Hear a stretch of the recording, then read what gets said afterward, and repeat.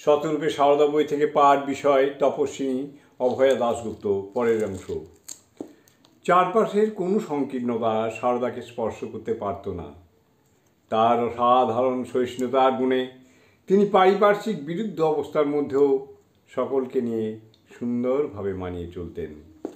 তাঁর এই সহ্য গুণের কথা মনে করে পরবর্তীকালে স্বামী শারদানন্দ বলেছিলেন, আমাদের তো দেখছো পান থেকে চুন খসলে আমরা চোটে আগুন হই, কিন্তু মাকে দেখো, তার ভাইয়েরা কি কাণ্ডই করছেন, অথচ তিনি যেমন তেমনিটি আছেন, ধীর স্থির।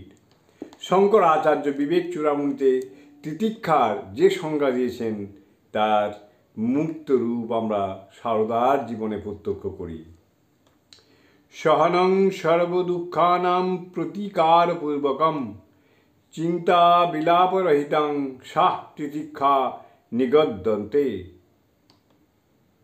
সমস্ত দুঃখ কষ্ট অপ্রতিকারপূর্বক সহ্য করা, শুধু তাই নয়, মনে মনেও তা নিয়ে কোনো উদ্বেগ বা দুঃখ প্রকাশ না করাই হলো তিতিক্ষা। এই তিতিক্ষা সারদার জীবনে সর্বক্ষণের সঙ্গী। জয় মা, জয় মা। জননীং শারদাং দেবীং রামকৃষ্ণং জগদ্গুরুং পাদপদ্মে তয়ো শ্রিত্বা প্রণমামি।